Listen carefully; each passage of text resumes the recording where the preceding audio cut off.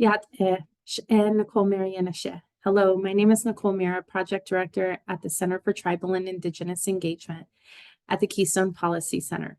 We are a third-party nonprofit consultant hired by the U.S. Department of Justice to support its discussions with NTUA about improving wastewater treatment systems in Chinle, Kayenta, Tuba City, and surrounding communities. Please note, I am not a spokesperson for any of the agencies involved in this effort. I will be delivering a webinar-style presentation that covers information pertaining to the settlement with the U.S. Department of Justice and NTUA. Please give me a moment as I queue up the presentation slides.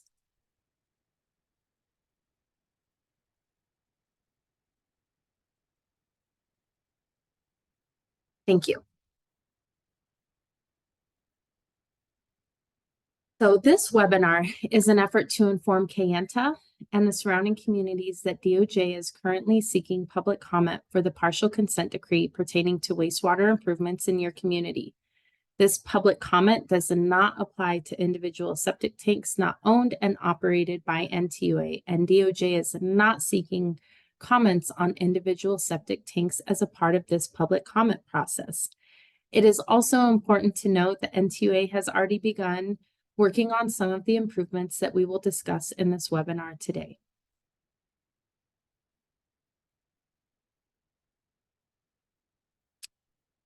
So we will start with the basics on wastewater and sanitary sewer overflows, what is going on and why we are here. We are reaching out to your communities to inform you on an important update regarding the settlement process between the U.S. Department of Justice, U.S. EPA, and NTUA. As many of you are aware, the wastewater treatment plants serving these communities are old. Under the Clean Water Act, these facilities have not been able to meet the minimum permitting requirements for treatment before discharge into washes, which flow back into your communities. US EPA and US DOJ are now working with NTUA and their counterparts at Navajo EPA and Navajo DOJ to try and solve these problems. This is so NTUA can comply with its permits by improving wastewater treatment and discharge and repairing or replacing sewers to eliminate sewage spills. We will be discussing what work has been done so far, the settlement process, and what brings us here now, which is the US DOJ's open public comment period. All disputing parties want to hear and ensure that your community has input and recommendations on how to improve wastewater in your community. The community will have until March 8th to comment. We realize this is a short-term turnaround time.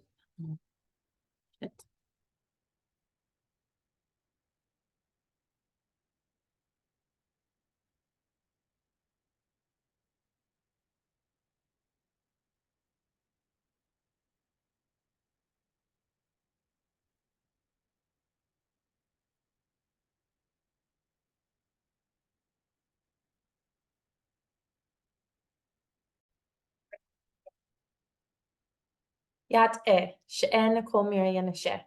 Hello, my name is Nicole Miera, Project Director at the Center for Tribal and Indigenous Engagement at Keystone Policy Center. We are a third-party nonprofit consultant hired by the U.S. Department of Justice to support its discussions with NTUA about improving wastewater treatment systems in Chinle, Kayenta, Tuba City, and surrounding communities. Please note, I am not a spokesperson for any of the agencies involved in this effort. I will be delivering a webinar-style presentation that covers information pertaining to the settlement with the U.S. Department of Justice and NTUA. Please give me a moment as I queue up the presentation slides.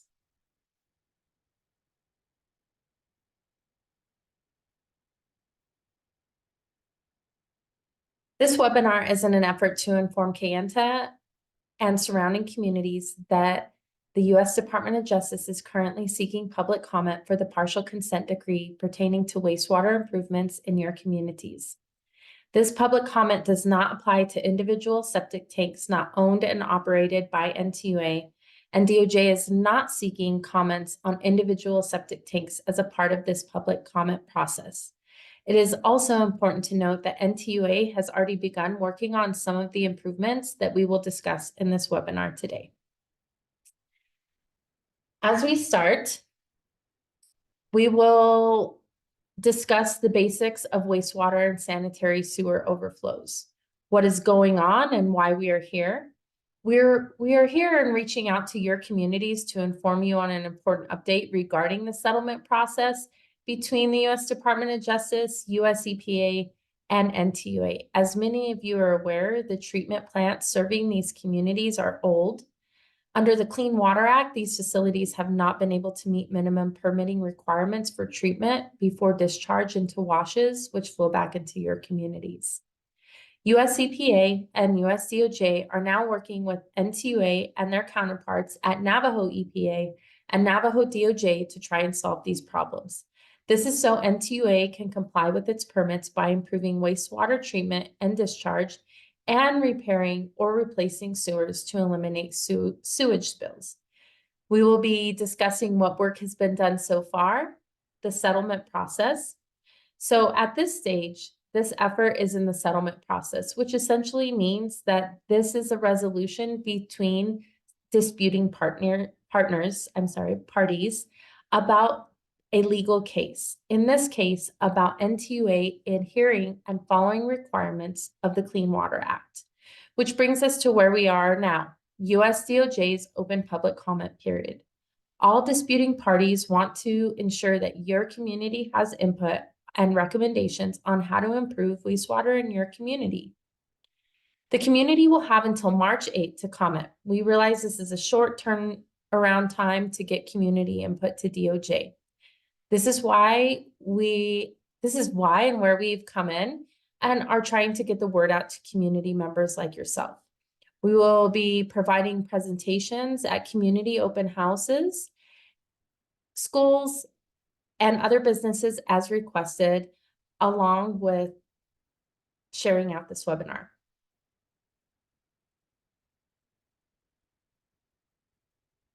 So in the introduction, we will cover the basics of wastewater, sanitary sewer overflows, and systems in your community. So what is wastewater? As you can see here, wastewater is the water that essentially is flushed or goes down your drains into the sewer system. This can include water from showers, bathtubs, sinks, toilets, washing machines, drains. The wastewater we are discussing today does not pertain to individual septic tanks. We are only discussing wastewater that goes into NTUA's sewage systems. Wastewater contains substances such as food, scraps, human waste, oils, soaps, various chemicals, and other substances. So what is a sanitary sewer overflow? So sanitary sewer systems collect and transport domestic, commercial, and industrial water, limited amounts of stormwater and filtered groundwater to treatment facilities for required treatment. Occasionally, sanitary sewers can overflow and release raw sewage. These types of releases are called sanitary sewer overflows. Sanitary sewer overflows can contaminate our waters, causing serious water quality problems and back up into homes, causing property damage and threatening public health. Many homes, businesses, and municipal buildings send sewage to the sewers in Tuba City, Kayenta, Chinle, and surrounding communities. There are many pollutants in raw sewage, including bacteria and ammonia and human waste. When sewer lines break or get plugged or overflow during monsoon season, raw sewage escapes the sewers. So raw sewage can make people and animals sick if they come into contact with it. It can also pollute the environment. So what does a sanitary sewer overflow look like? In this picture, you can see there are differing levels of a sanitary sewer overflow, from very minor to very large. And sanitary sewer overflows frequently occur at sewer manholes. So it's important that all sanitary sewer overflows should be reported to NTUA immediately. And you can report those sanitary sewer overflows directly to NTUA. The possible causes of sanitary sewer overflows can include, but are not limited to, blockages from inappropriate materials, sent to the sewer, like fats and oils and grease, household products, tree roots. There can be line breaks, sewer defects that allow stormwater and groundwater to overflow the system, and power failures that can lead to backups. So this is what the lagoon system in Kayenta currently looks like. So as mentioned before, the wastewater treatment plants in the Tuba City, Kayenta, and Chinle communities are old and for many years have not met minimum requirements for treatment of wastewater before discharging into the nearby washes. So the sewers that collect wastewater and send it to these plants are also old, and any sewage spills that occur must be addressed. You will see the various cells here. This is where the wastewater is treated and released into nearby washes. So, future systems and benefits. Here you will see a picture of one of the newer facilities located in Window Rock. Future facilities will look similar to this facility. The purpose of improving these wastewater treatment facilities is to remove as much of the suspended solids as possible before the remaining water, called effluent, is discharged back into the environment and washes. So why are we here? The United States is working with Navajo Nation counterparts to support NTUA's effort to come into compliance with its Clean Water Act permits by improving wastewater treatment and repairing or replacing sewers to eliminate sewage spills. This outreach will help US EPA and US DOJ understand community concerns as it works with NTUA. So the purpose and goals for community engagement is really to inform the community of efforts to improve NTUA's handling of wastewater and sewage spills in your community, and learn the community concerns regarding wastewater collection, treatment, discharge, and facility siting to ensure community voice is incorporated into the partial consent decree. So who's involved in this process? As mentioned before, Tuba City, Kayenta, and surrounding communities served by these wastewater treatment facilities are all involved in this process. Regarding agencies involved in this process, there are 5 federal and tribal organizations working to find solutions to these problems. You have NTUA, who owns, operates, and maintains the wastewater treatment plants and sewers in Tuba City, Kayenta, and Chinle. NTUA must operate and maintain its plants and sewers in compliance with Clean Water Act permits issued by the US EPA. You have the US DOJ, who facilitates the efforts of the 5 federal and tribal organizations so they can understand the problems, explore possible solutions, find common ground, document agreements, and propose them to a federal court. You have US EPA, US EPA, who works in partnership with the Navajo Nation EPA, issues Clean Water Act permits to NTUA, monitors NTUA's compliance under the Act and these permits, provides grants to NTUA to construct new plants and sewers, coordinates grant funding with other federal agencies. You have Navajo Nation EPA, who works in partnership with US EPA, monitors NTUA's compliance with Navajo Nation Clean Water Act and regulations, coordinates with US EPA to conduct inspections of the plants to determine compliance with their Clean Water Act permits, ensures that NTUA's training and certification requirements for wastewater operators are consistent with Navajo Nation EPA's requirements, requires plant operators to be certified as to their level of expertise in running the plants, and maintains a website that provides the public with information about wastewater collection and treatment. You have Navajo Nation DOJ, who advises Navajo Nation EPA on compliance issues under the federal and Navajo Nation Clean Water Acts. Also partners with US DOJ, to identify and address barriers NTUA compliance. And finally, you have Keystone Policy Center for Tribal and Indigenous Engagement, who does not represent a federal or tribal entity, who serves as a nonprofit, non-advocacy consultant to the US DOJ. We conduct community outreach and engagement, share community insights and recommendations to the US government that are gathered during outreach and engagement. So looking ahead at the work that needs to be done to make improvements. So in the short term, NTUA will need to make improvements to ensure that the existing treatment plants are more effective. NTUA needs to study the condition of the sewers in the communities and figure out where the repairs are needed to avoid future spills. In this picture, you will see here, this is the Kayenta collection system here, represented in the green lines and dots. Upcoming sections will elaborate more on the agreed upon improvements. So, community involvement to this point. In spring of 2023, we began discussion with elders, site visits to NTUA facilities in each community, and initial community outreach. In the summer of 2023, there were visits to chapter house and outreach to chapter house and township officials.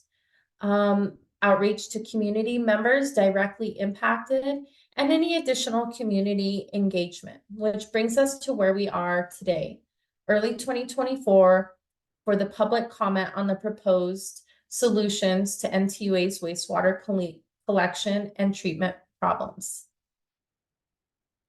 So, the settlement process. We're going to be looking at the partial consent decree and what a partial consent decree is. Looking at NTUA compliance plan overview, looking at NTUA compliance plan timeline, budgeting and planning, collection systems, management of wastewater treatment plants, and looking at the opportunity for the public to submit comments to NTUA on certain draft reports NTUA creates on the partial consent decree. So what is a partial consent decree? Essentially, a partial consent decree is a plan and framework for compliance that everyone agrees on. So consent is agreed on by NTUA and the United States. A decree contains requirements that are approved and enforced by a federal judge court. And partial does not fully solve all the compliance problems, but it does include a plan and a timeline to fully solve them. A partial consent decree is essentially an obligation to do the work and ensure that compliance is lodged in a federal district court. So here you'll see the NTUA compliance plan overview.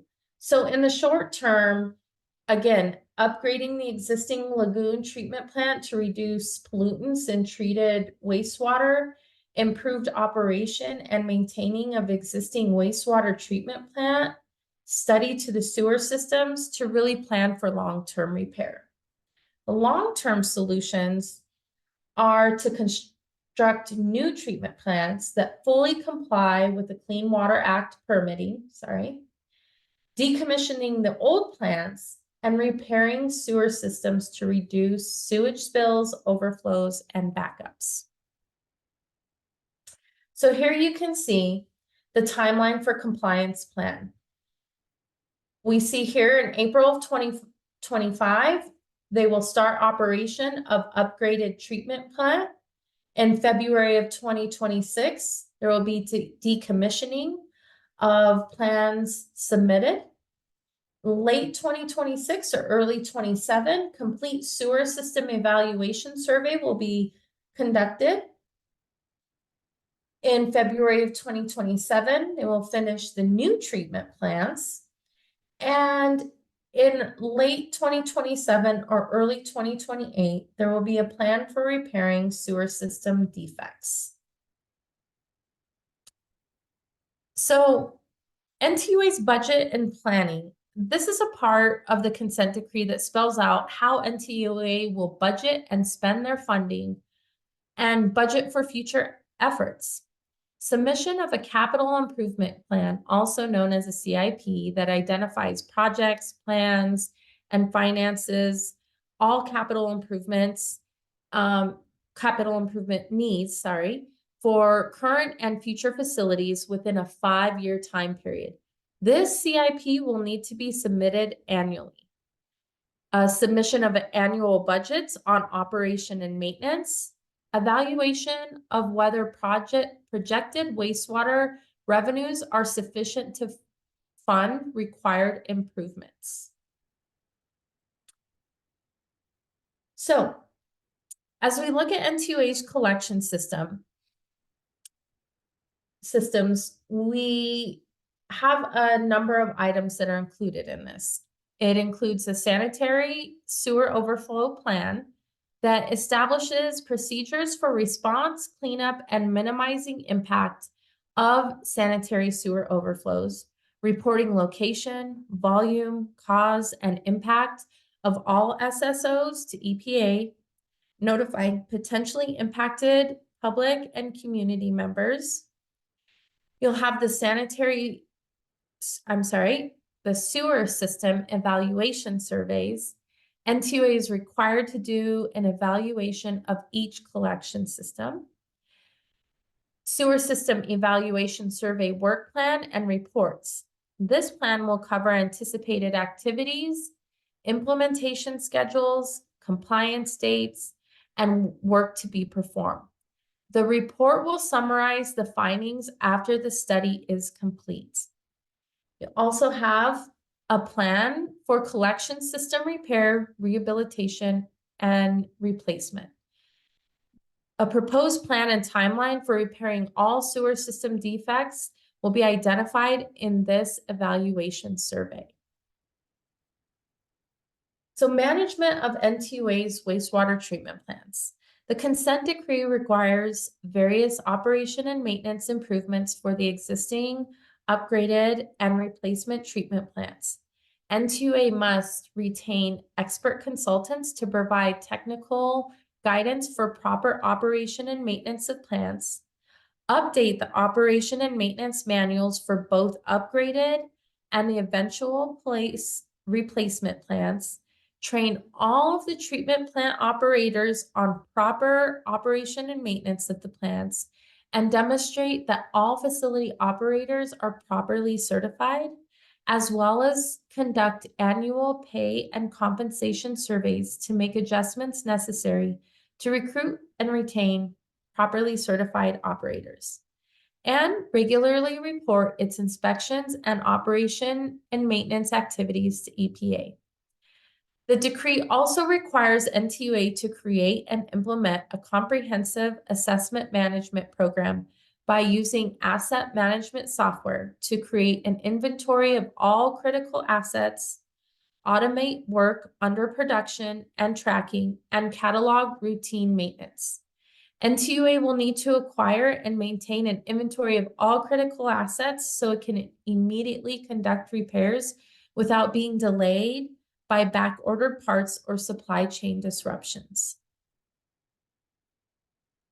So, public comment on specific deliverables. The partial consent decree requires NTUA to solicit comments from the community on certain draft deliverables, which include the sanitary sewer response plan, sanitary sewer evaluation study work plan, plan for collection system repair, rehabilitation, and replacement, decommissioning plans for wastewater treatment plants, sludge assessment reports, and management plans for wastewater treatment plants. NTUA notification to the public will be through NTUA websites and media pages. If you'd like to be notified, you can subscribe to future comment periods on the NTUA website homepage by clicking the red tile that says NTUA sewer related plans. Which brings us to where we are today, public comment on the partial consent decree. DOJ is currently seeking and accepting public comment on the partial consent decree. Public comments go straight to the U.S. Department of Justice, and public comments need to be submitted no later than March 8th, 2024. The preferred method of submitting public comments is through email at pubcomment.eens.enrd@usdoj.gov. In the subject line, you can enter Navajo Tribal Utility Authority. The public comment is one of the most important aspects of this effort. It is important to all of the entities that each community have input and voice into this partial consent decree. These are your communities. For more information, you can contact all of the above federal and tribal agencies with the numbers given below. Thank you so much. We respectfully thank you for your time and for sharing your thoughts and concerns on future efforts moving forward with NTUA and the U.S. government. Thank you.